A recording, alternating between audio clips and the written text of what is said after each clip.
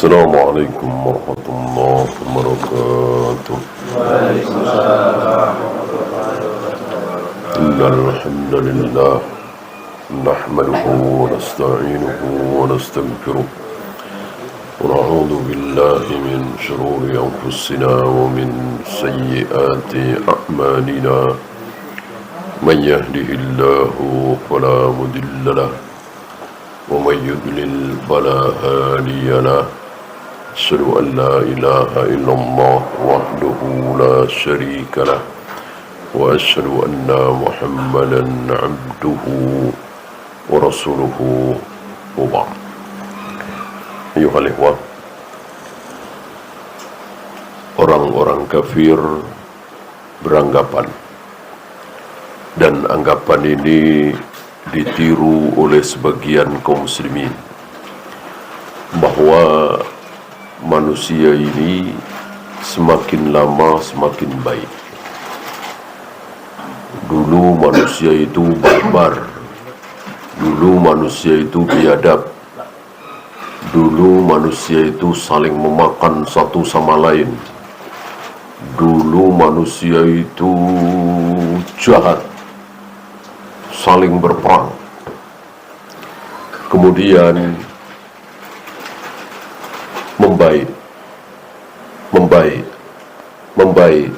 membaik,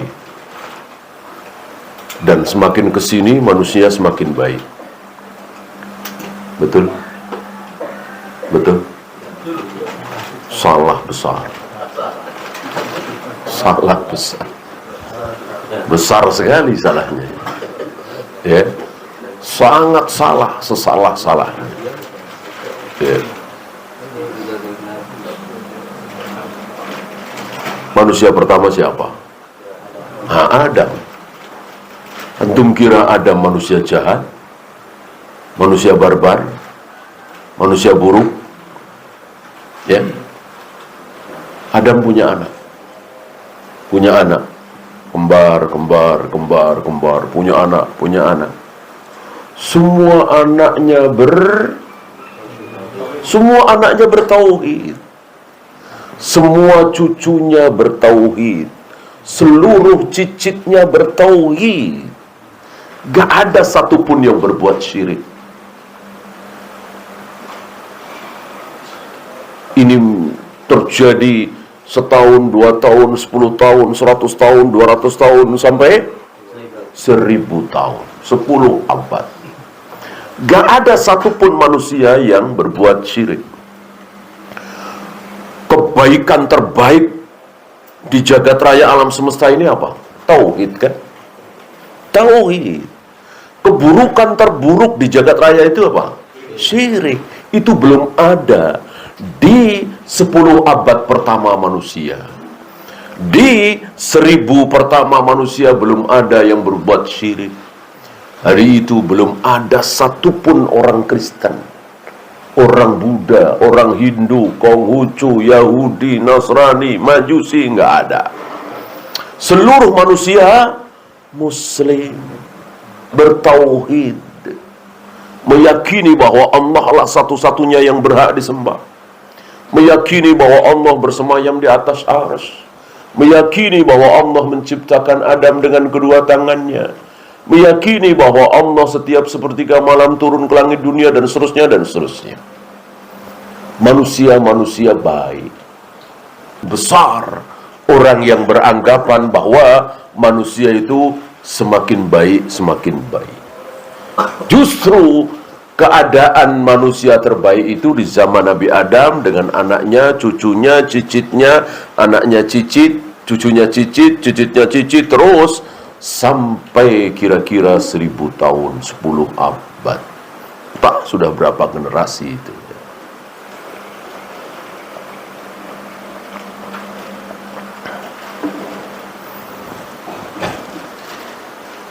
Oleh karena itu, di zaman manusia tidak ada yang berbuat syirik ini, Allah belum turunkan seorang Rasul. Ya, ngapain? Sudah baik semua, sudah bertauhid semua, ya kan? Kalau berbuat dosa syahwat, insya Allah difahami, diakui oleh pelakunya.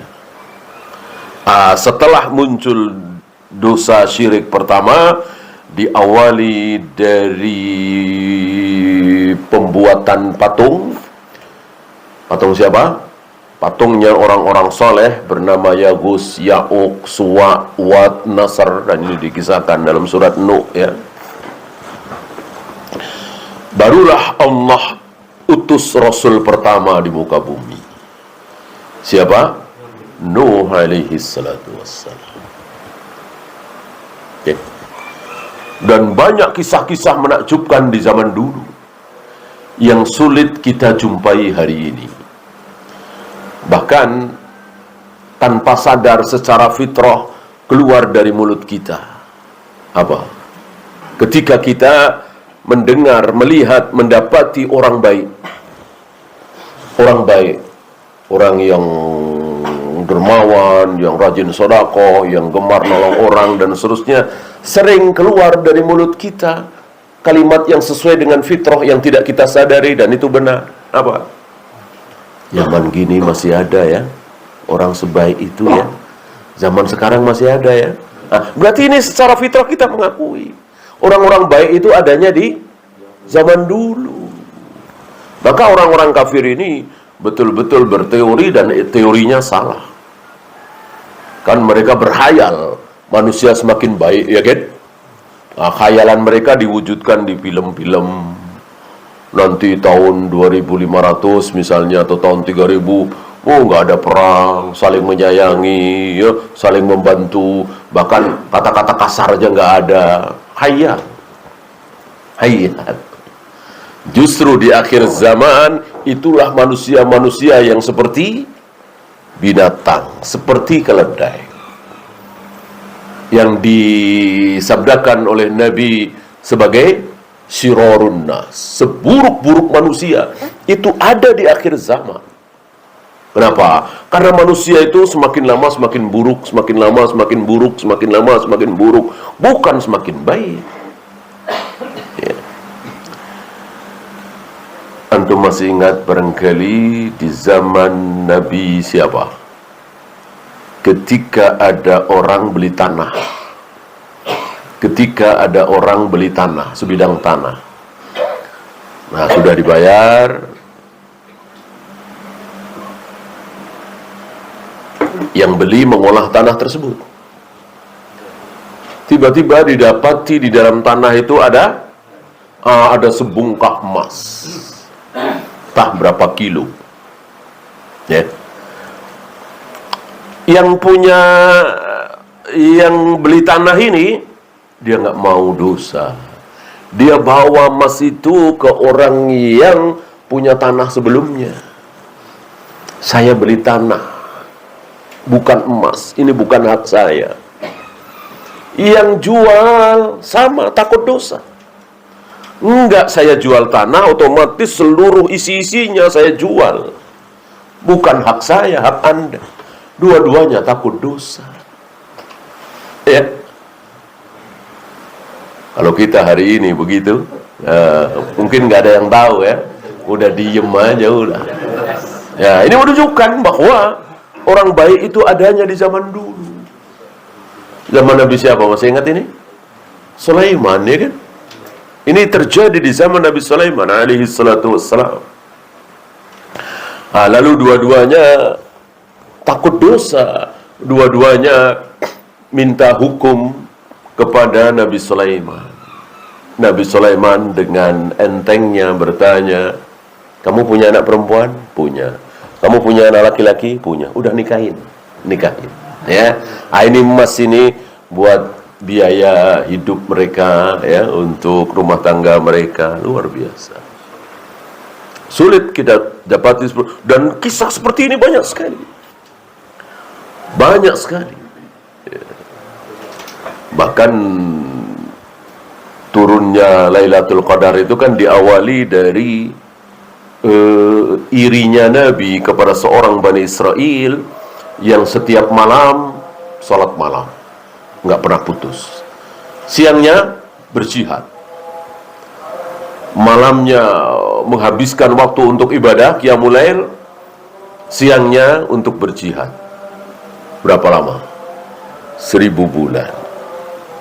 1000 bulan. Umur orang dulu kan panjang-panjang, ya kan? Ratusan tahun. Nabi Nuh 1000 tahun, ya kan? Berdakwah 950 tahun. Ya. Maka Rasulullah merasa iri, apa bisa di antara umatku seperti itu? Malamnya dihabiskan untuk ibadah qiyamul lail, siangnya dihabiskan untuk berjihad, dan itu selama 1000 bulan. Maka Allah turunkan satu malam yang kalau kita beribadah di malam itu, entah sholat, entah baca Al-Quran, zikir, wirid, dan seterusnya, khairum min alfi syahrin.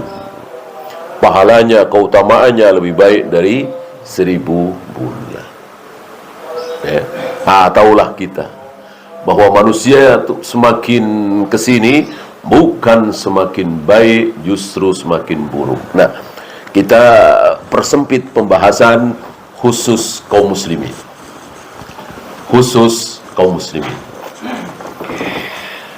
Ketika Islam pertama kali didakwahkan oleh Nabi alaihi salatu wassalam, diikuti oleh Abu Bakar, Umar, Utsman, Ali, Zubair, Talha, dan seterusnya para sahabat. Sudah adakah syubhat? Sudah adakah syubhat? Belum ada. Seluruh kaum muslimin di zaman Rasul dan para sahabat adalah salafi. Gak ada yang bukan salaf. Ya. Semuanya adalah ahlus sunnah. Gak ada yang ahlul bidah. Jadi ketika Rasul dan para sahabat masih hidup, gak ada satupun orang Asy'ariyah. Gak ada. Gak ada satupun orang Maturidiyah. Gak ada satupun orang Khawarij, Jahmiyah, Jabariyah, Rafidhah, apalagi. Tidak ada. Seluruh kaum muslimin salafi. Seluruh kaum muslimin ahlus sunnah. Nah, ini Islam.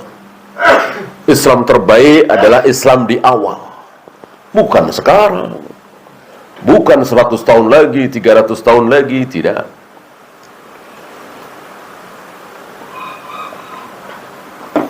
Sampai Nabi wafat, kaum muslimin dipimpin oleh Abu Bakar. Bagaimana keadaan? Sama, bukan sama persis.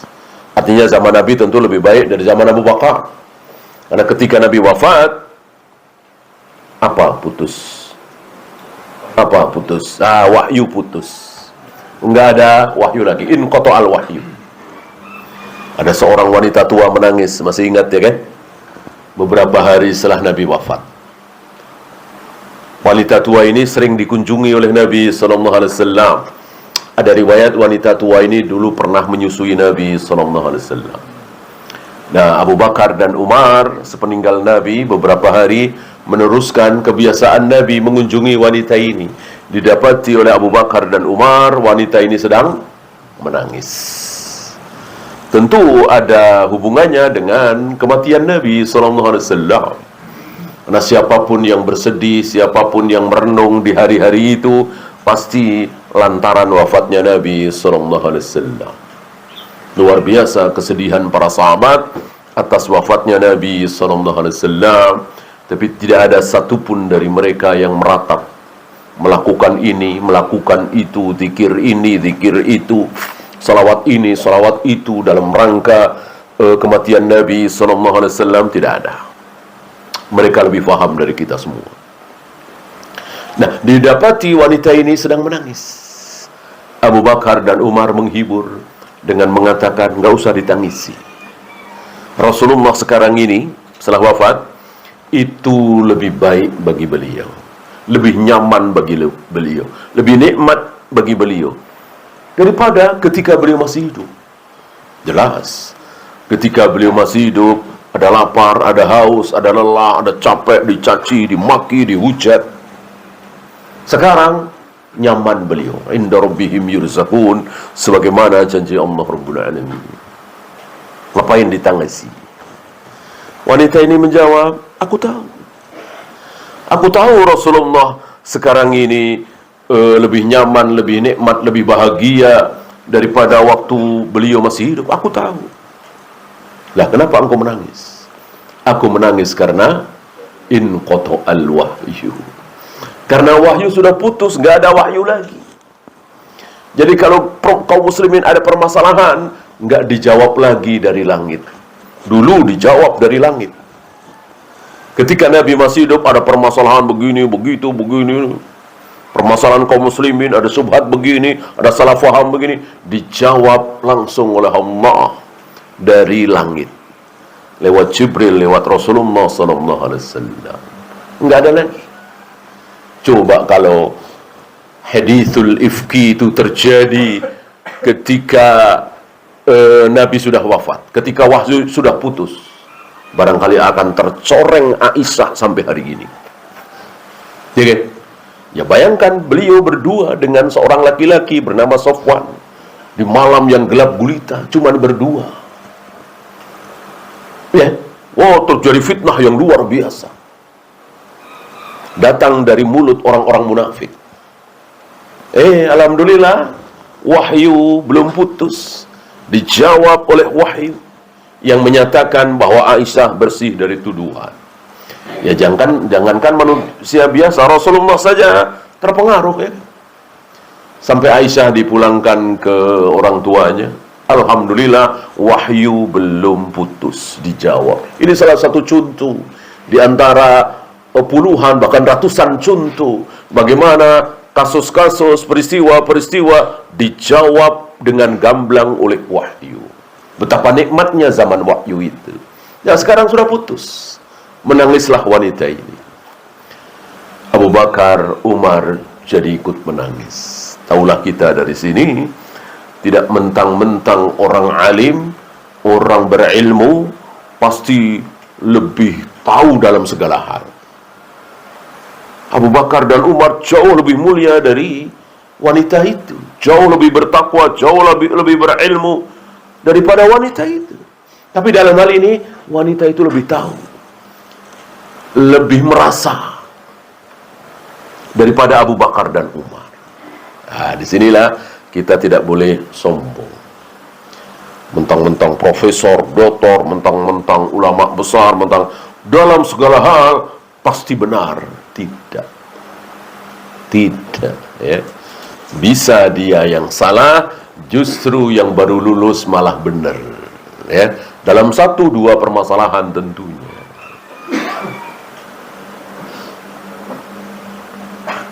Nah, Rasul wafat, kaum muslimin dipimpin oleh Abu Bakar, keadaan masih sama. Apa?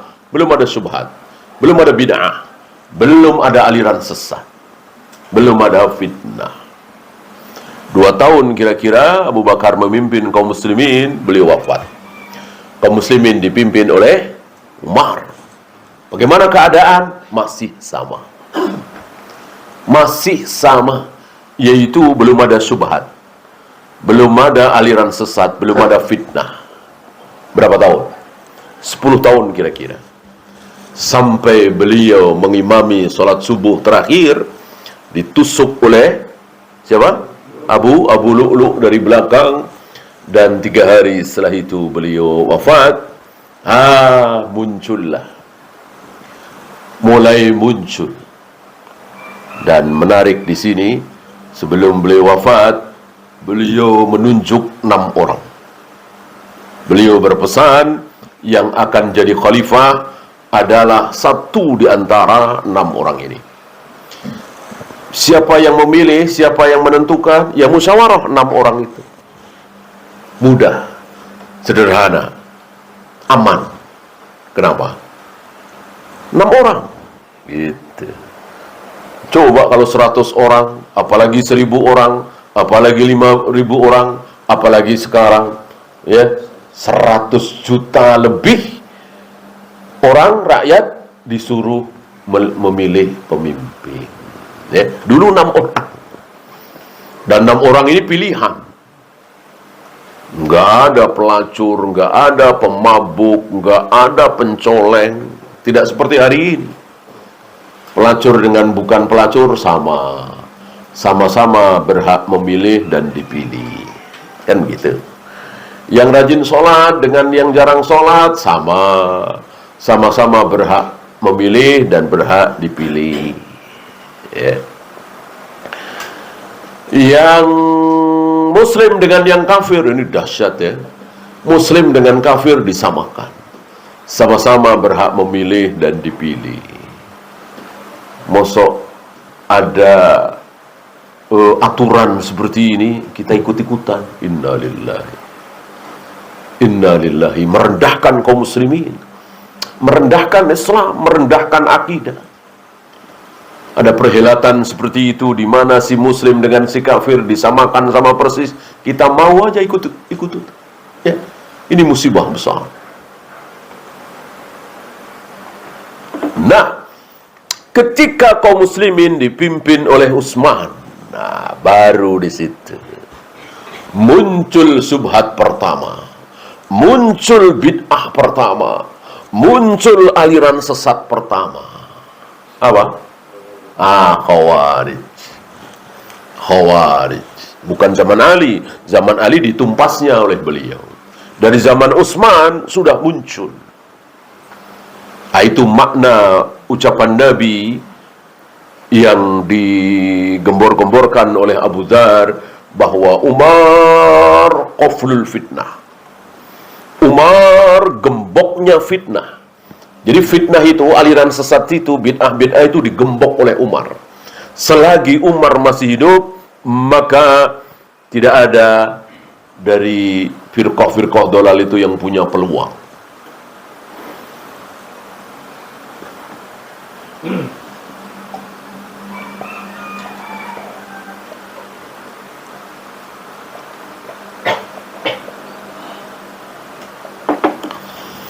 Setelah Umar wafat, baru muncul aliran sesat pertama, firqah pertama, yaitu Khawarij. Apa kesesatan Khawarij? Antum tahu? Allah ada di mana-mana, Allah tidak bersemayam di atas arsy, betul? Salah. Khawarij masih meyakini Allah bersemayam di atas arsy. Allah turun ke langit dunia setiap sepertiga malam. Allah menciptakan Adam dengan kedua tangannya. Allah akan menggulung langit dengan tangan kanannya. Sejelek-jelek sesat Khawarij masih meyakini itu. Padahal Khawarij ini dikatakan oleh Nabi apa? Kilabu ahlin nar, anjing-anjing penghuni neraka. Yamrukuna min din kama yamrukus sahmu minar ramiyah. Mereka melesat jauh dari agama ini sebagaimana melesatnya anak panah dari busurnya. Khawarij. Tapi masih meyakini ya, bahwa takdir itu ciptaan Allah, takdir itu kehendak Allah, takdir itu tulisan Allah. Khawarij. Nah, lalu apa kesesatan Khawarij? Nggak jauh dari manusia. Belum merembet membahas tentang Allah, belum. Nggak jauh dari manusia. Apa kesesatan Khawarij? Meyakini bahwa seorang muslim yang berbuat dosa besar kafir. Sebatas itu. Jelas ini kesesatan besar. Tapi masih lebih kecil dibanding dengan meyakini Allah tidak bersemayam di atas arsy, meyakini Allah tidak punya tangan, tidak punya mata, tidak punya jari, tidak pernah turun ke langit dunia, karena menentang ayat kan. Inilah Khawarij ya. Dan berangkat dari mengkafirkan seorang muslim yang berbuat dosa besar, akhirnya mereka membunuh, membantai sesama muslim. Ya. Kafir belum. Oleh karena itu ketika Ali bin Abi Thalib selesai menumpas mereka, habis, cuman sayang ada 11 kira-kira yang lari, artinya tidak sampai 100% habis. Oleh karena itu muncul lagi di generasi berikutnya. Ali ditanya, apakah menurut Anda mereka sudah kafir? Ali mengatakan belum. Lihat, ya. Sesat, anjing neraka, melesat dari agama sebagaimana melesatnya anak panah dari busurnya, tapi belum kafir. Adilnya Ali. Ali mengatakan, dan luar biasa, para salaf kita itu sangat berhati-hati mengkafirkan sesama muslim. Padahal Ali dikafirkan. Jelas keluar dari mulut mereka, Ali kafir, Muawiyah kafir, Amr bin As kafir. Mereka membenci mayoritas sahabat, kecuali Abu Bakar dan Umar. Terhadap Abu Bakar dan Umar mereka tidak benci, mereka cinta.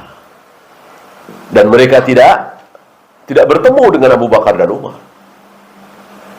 Kalau Umar ketemu dengan mereka, barangkali sudah dihabisi oleh Umar.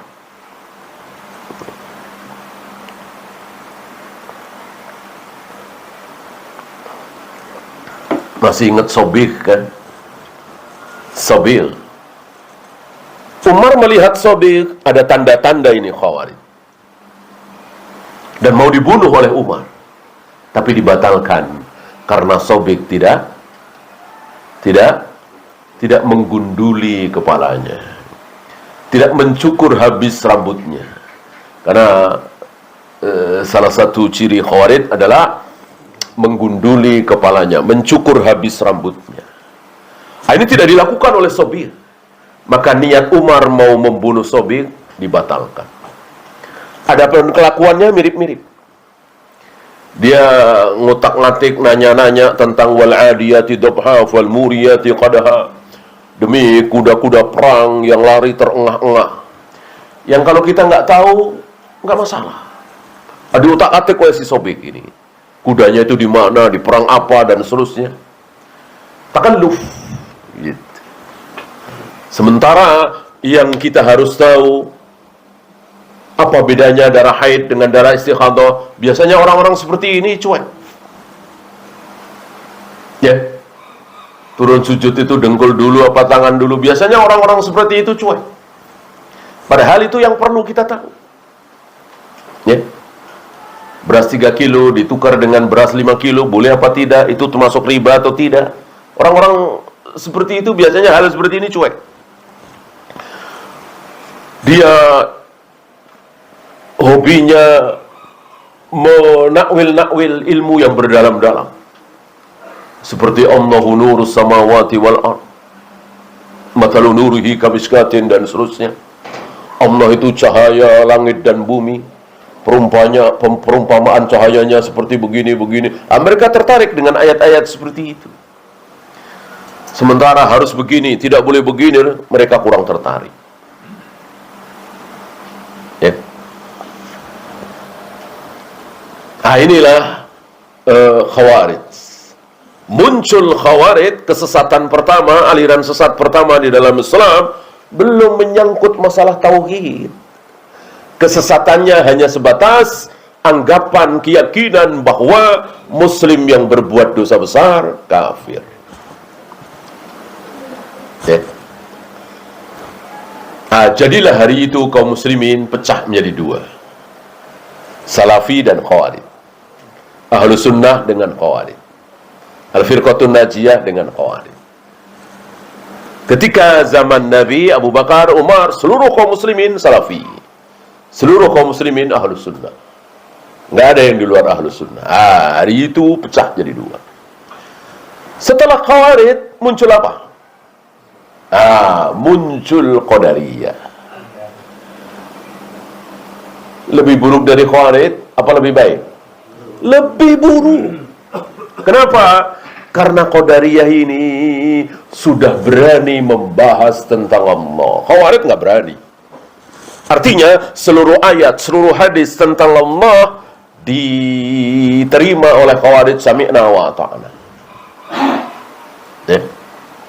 Allah menghadapkan wajahnya ke wajah orang yang sedang sholat, iya, kata Khawarij. Allah membolak-balikkan hati manusia dengan dua jarinya, iya, kata Khawarij. Allah akan menampakkan betisnya kelak di padang mahsyar, iya. Karena itu semua ayat, itu semua hadis. Ya. Allah akan menghentikan geraman jahanam dengan telapak kakinya? Iya, kata Khawarij. Sama dengan sahabat. Karena itu ayat, kan itu hadis, nggak berani membantah. Bagaimana takdir? Iya. Nah, Qadariyah ini lebih buruk dari Khawarij.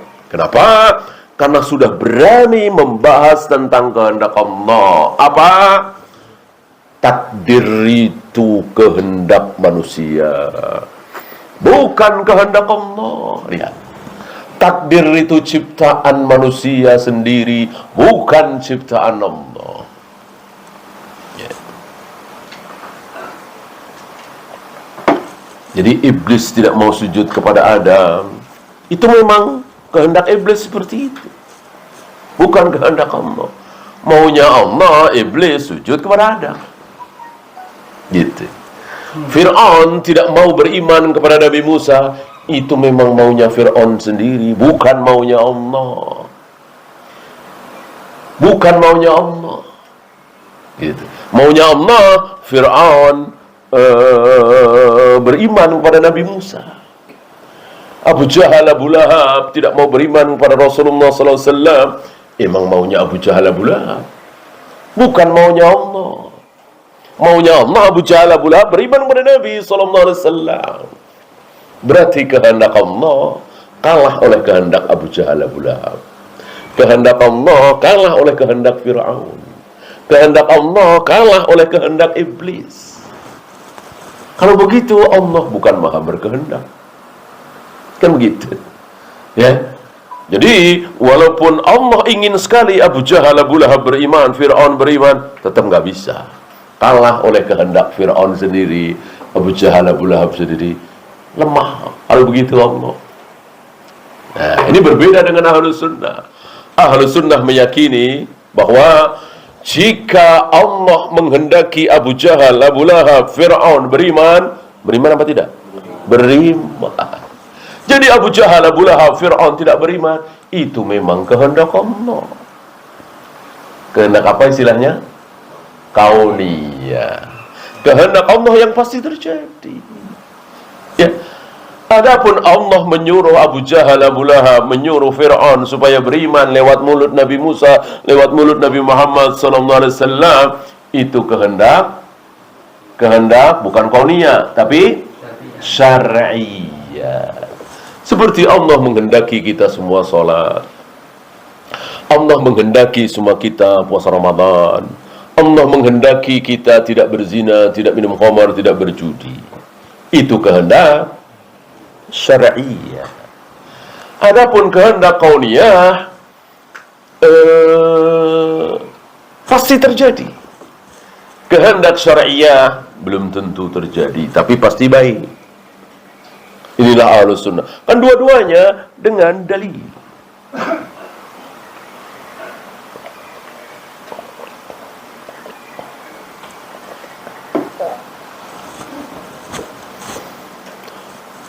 Yuridullahu bikumul yusra wa la yuridu bikumul usra. Allah menghendaki kemudahan bagi kalian. Allah tidak menghendaki kesulitan. Kehendak apa ini? Kehendak syar'iyah.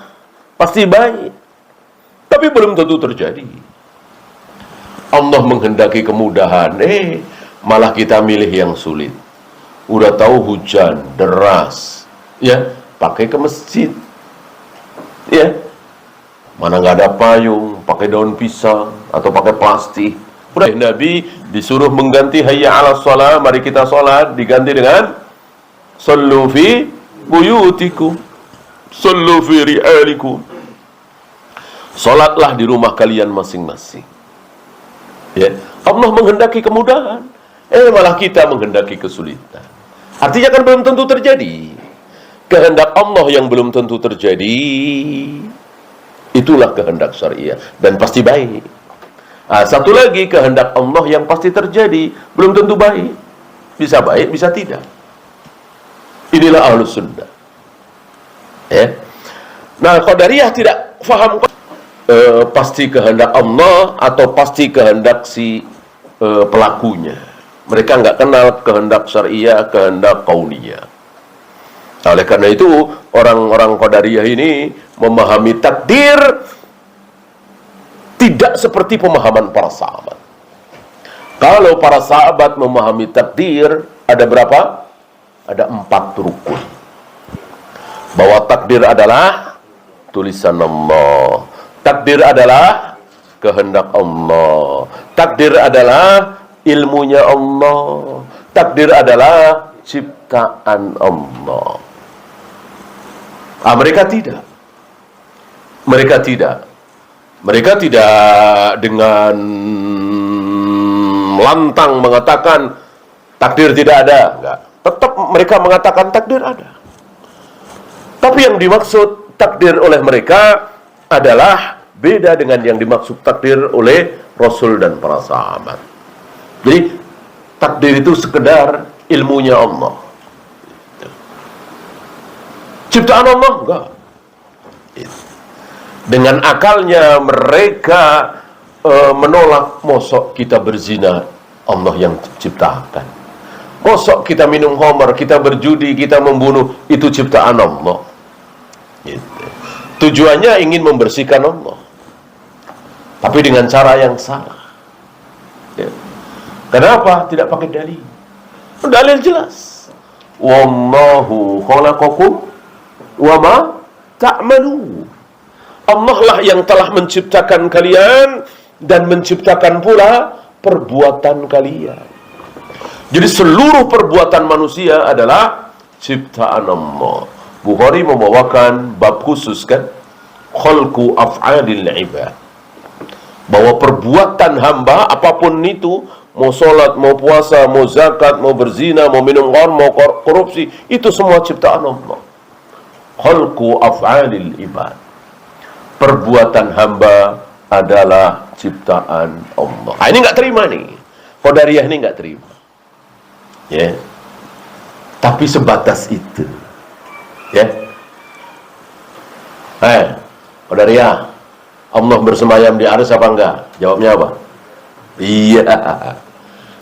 Qadariyah, Allah turun ke langit dunia setiap sepertiga malam apa enggak? Jawabnya iya. Sampai di situ mereka masih benar.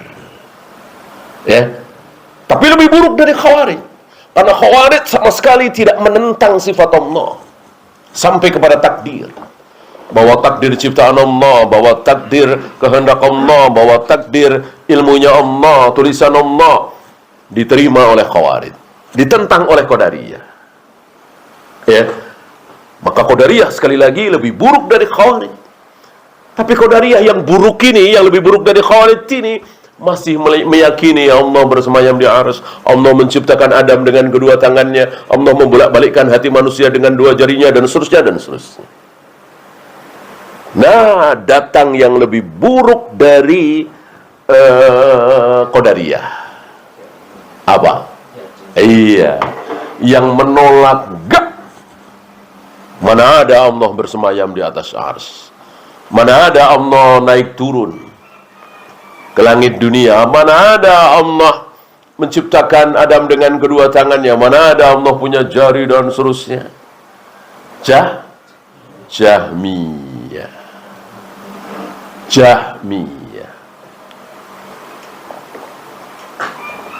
Itu maksud saya di awal tadi. Jadi manusia itu, kesesatan itu makin lama makin parah. Bukan makin sedikit, makin lama makin parah. Khawarij buruk, Qadariyah lebih buruk lagi, Jahmiyah lebih buruk lagi. Bayangkan, seluruh sifat Allah ditolak. Berarti berapa ayat yang harus dicoret? Berapa sabda Nabi yang harus dicoret? Allah bersemayam di atas arsy saja minimal ada 7 ayat. Ada 7 ayat dalam Al-Quran yang harus dicoret. Orang-orang yang mengatakan Allah ada di mana-mana, Allah tidak bersemayam di atas arsy, mereka harus berani mencoret 7 ayat. Ya tentu mereka nggak berani kan, maka ditakwil. Oh, maksud istawa di situ adalah istaula, ya.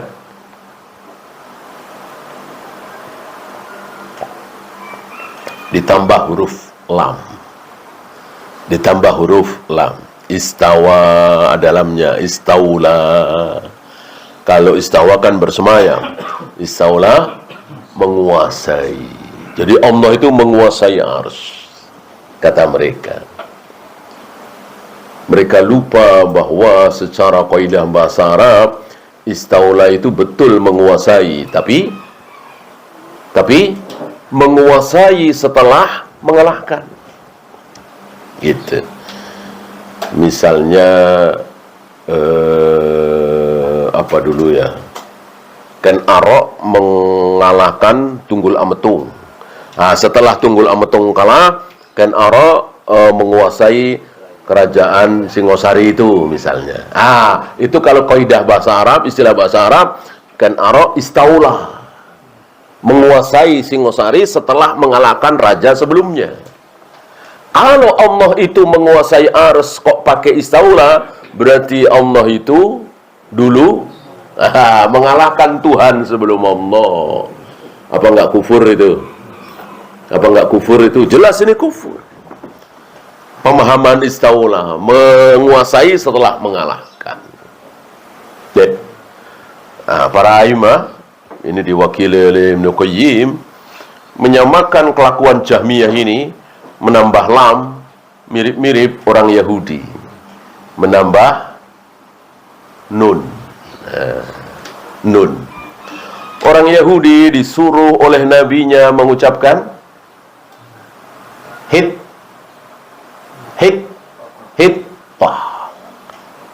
Artinya Allahumma ighfir lana, ya Allah ampuni kami, ya Allah ampuni kami. Hittah.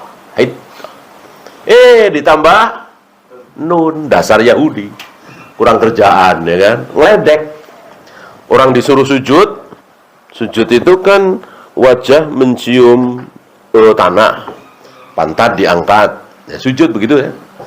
Sama Yahudi dibalik, disuruh sujud ya, sambil mengucapkan hittah tadi, pantat ditempelkan ke tanah, kemudian wajah diangkat. Kayak apa ya, lawan kata sujud lah, dasar Yahudi ya, ngeledek nabinya. Kayak kodok gitulah kira-kira. Kodok itu kan lawan kata sujud ya kan. Sambil mengucapkan hittah mestinya, tapi ditambah nun, jadi hintoh.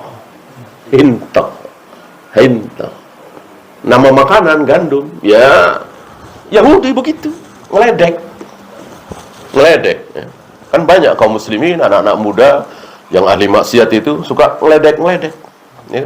Ayat apalah diganti-ganti, diledek-ledek ya, kira-kira begitu, kurang kerjaan. Enggak ada rasa takzim terhadap Al-Quran dan Sunnah, diganti-ganti, dipleset-plesetkan.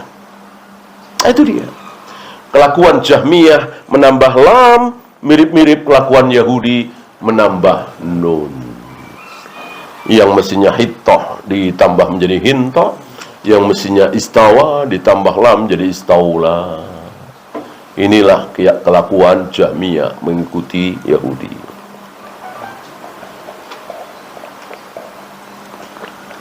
Ini dahsyat ini ya. Tiga ini dari Khawarij, Qadariyah, Jahmiyah, ini semakin sesat, semakin buruk, tidak semakin baik ya. Kesininya luar biasa. Ada aliran yang meyakini ada Nabi lagi setelah Nabi Muhammad SAW. Ada aliran yang mengatakan Abu Bakar, Umar adalah penipu umat ini. Ada aliran yang meyakini bahwa nanti sebelum hari kiamat tiba akan ada satu peristiwa yang bernama Ar-Raj'ah, katanya. Apa itu peristiwa Ar-Raj'ah? Peristiwa di mana Abu Bakar dan Umar akan dihidupkan kembali, lalu akan disiksa oleh imam ke-12 kami, yaitu agama hayalan mereka ya. Dan mereka menghayal, menunggu-nunggu imam yang ke-12 itu. Maka sering disebut al-imam al-muntadhar, imam yang ditunggu-tunggu. Imam ini katanya konon dulu ngilang di waktu kecilnya, dan dia masuk gua gitu. Maka aliran ini, Rafidah ini, ketika melewati gua sering mengucapkan ukhruj ya imam, ukhruj ya imam, keluarlah wahai imam kami, keluarlah wahai imam kami. Kesesatan itu luar biasa. Ya, itu saja. Ada pertanyaan, silakan.